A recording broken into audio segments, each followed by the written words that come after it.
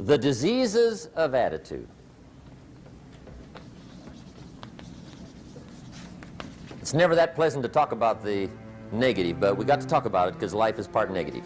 These attitude diseases are like weeds that grow in the garden. It's a normal part of life. Here's a good phrase to note. Negative is normal. It's not successful, but it's normal. It's part of life.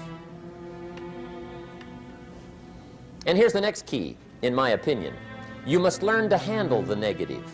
Don't ignore it. Handle it. Now, I know some people teach the other way. And listen to them, and listen to me, and then make up your own mind. Right? Don't be a follower. Be a student. But I say you got to handle the negative. You don't have to live in it. You don't have to dwell on it. But you do have to handle it, my opinion. I know some people teach, just turn your head real quick and say, there's no weeds, there's no weeds, there's no weeds. They'll take your garden. So you've got to handle the negative. Here's what part of it is. It's called the Great War Between Good and Evil. Mr. Reynolds and I are working on a new book this year called The Great War Between Good and Evil. And there is a war on. The minute you were born, you got involved in the war between good and evil, between darkness and light, between negative and positive, between evil and good, between tyranny and democracy, between weeds and human activity. I mean, the war is on. If democracy sleeps, guess who never sleeps? Tyranny. In the absence of light, guess what's automatic? Darkness. If good does not arouse itself and become active, guess what moves in? Evil. It's a war. A mental war, a physical war, a financial war, between enterprise and ease, between accomplishment and failure. It's a war. That's why there's an Old Testament phrase that gives the best advice for human activity when it says, 6 days labor, 1 day rest. Now, I'm sure we've taken that to mean, don't work all 7 days, take one off. Here's what it also means, only take one off. Or you're liable to lose the war. Now, we've got it down to 5 and 2, and maybe that's not too dangerous, I don't know. If God would have thought of 5 and 2, he might have made it 5 and 2. I don't know. You can't think of everything. But here's what it does mean. Enterprise is better than ease. If you rest too long, the jungle overtakes the village. Now, here's the good news about the war between good and evil. Evil is no match for good, but good must be active. Weeds are no match for human activity, but if you stand still, how far in will they come? All the way. They'll grow right up around your shoes. But if you get busy, how far back can you take them? As far as you wish. They're no match, but you must be active. That's why the 6 and 1. Make sure you're not losing the war by taking off too much. Guess what the average years are after retirement? 6. 6. Which means don't retire. Your chances are too slim. Okay. The war between good and evil, the weeds. You got to make sure you recognize the negative, handle it, deal with it, and then go on. Let's make a list of the diseases of attitude that can wreck all your chances to do well. One of the words that destroys everything is called neglect. Neglect. And I found this out. A week of neglect could cost you a year of repair. It isn't worth it. So what to be on the lookout for? Here's the list. If you were making it, you'd have the same list I've got. Right? We're not covering anything new tonight. This is a reminding session, not a teaching session. But it doesn't hurt to go over it again. Here's the list. Attitude diseases. Number one is indifference. The shrug of the shoulder. The guy's not even concerned. He's just drifting. This is called the mild approach to life. A disease known as mildness.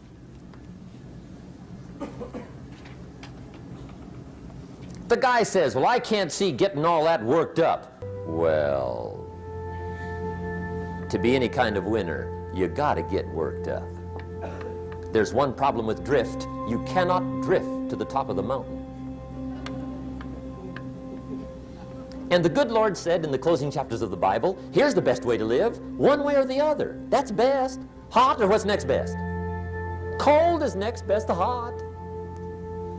Not the half-baked middle, lukewarm, not too hot, not too cold. What a sad way to live. I think what it means is pick a direction and go with everything you got. Just pick one and go. Somebody says, yeah, but what if it's the wrong direction? You'll find out quicker. It won't take you 25 years to wake up and say, oh no, I've been walking the wrong road. I told my staff the other day, next best to prosperity is adversity. If one doesn't get you, pray for the other. We all do better from one of two reasons, inspiration or desperation. And I don't wish anything bad on you tonight, but if you're not inspired, I hope a wagon comes down your rut.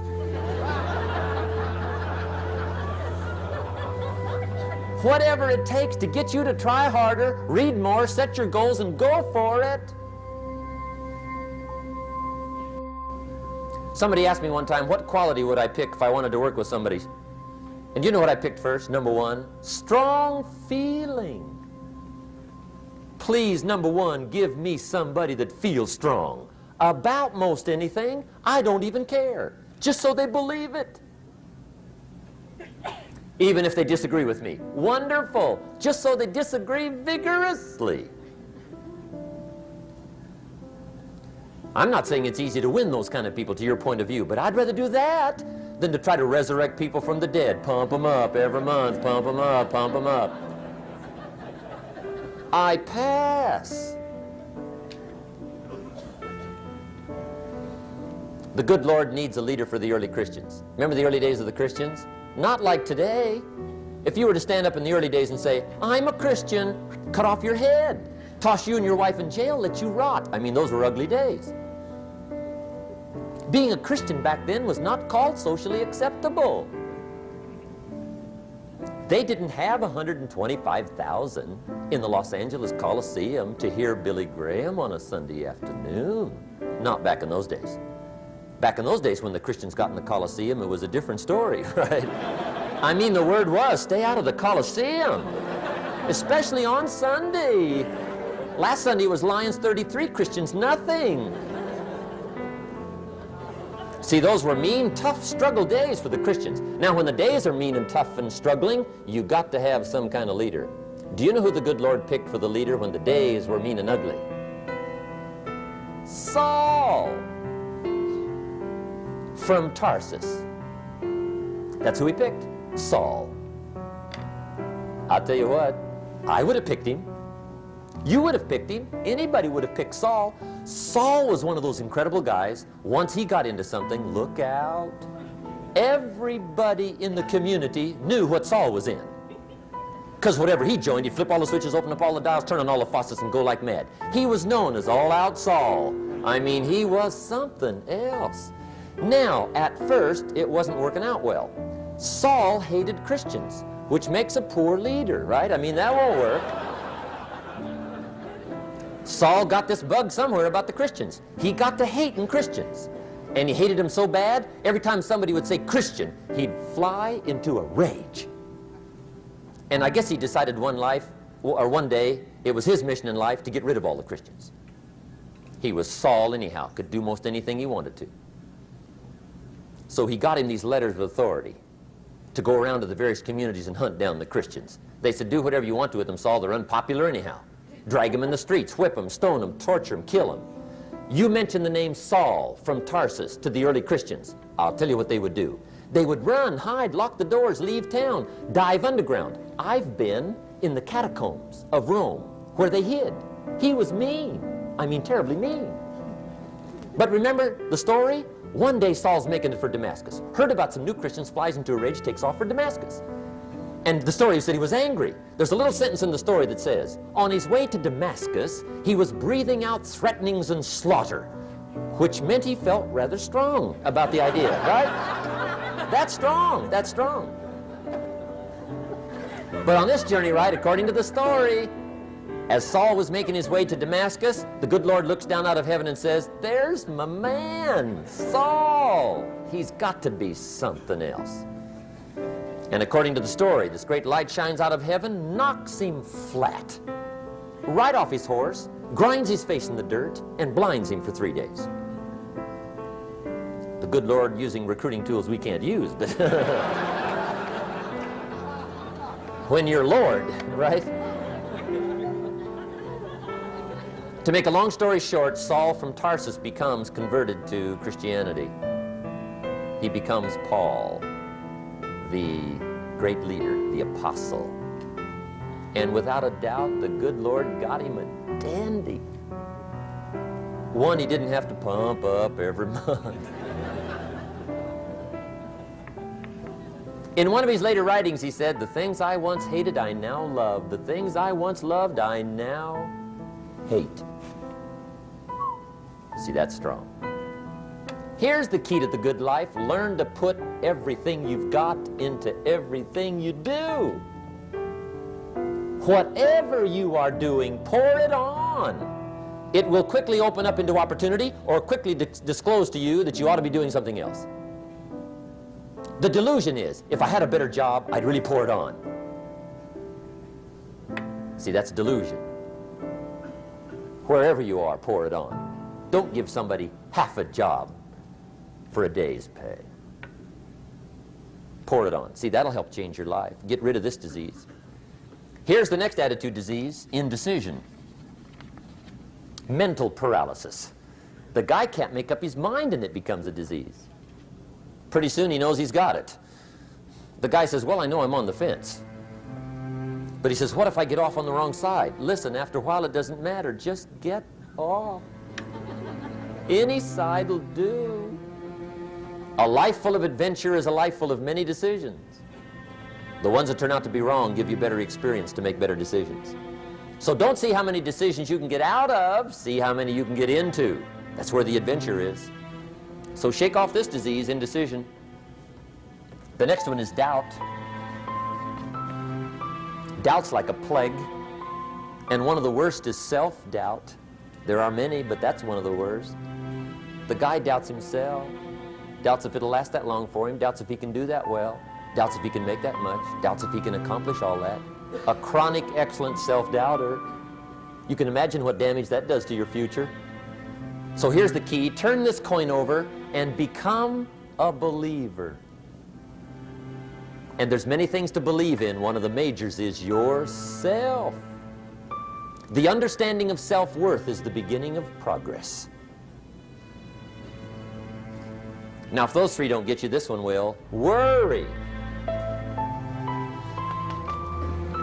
That's a devastating disease. Worry. Worry causes health problems, social problems, personal problems, family problems. It's devastating. Worry long enough, it'll drop you to your knees. Could reduce you to begging. I know how bad this one is. I used to have it bad. I used to be known as a super worrier. Not a super warrior. No, super worrier. My family wished I'd have been a warrior. I got those years to make up for.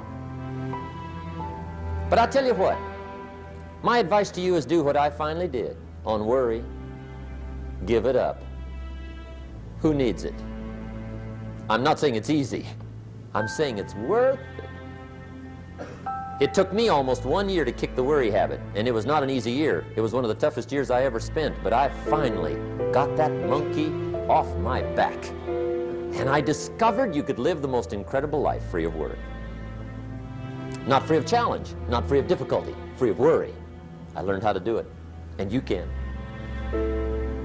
Here's the next attitude disease. Over caution. Some people never will have much. They're too cautious. Now, you can also be too reckless, but you can also be too cautious. This is called the timid approach to life. And my caution was always the risk. Risk used to drive me right up the wall. I used to say, what if this happens? It's called the language of the poor. What if this happens? And on top of that, if this was to happen, look at the fix I'd be in. I better not try. I could always ace myself out. Then I'll tell you what changed my whole life when I finally discovered it's all risky. The minute you were born, it got risky. If you think trying is risky, wait till they hand you the bill for not trying.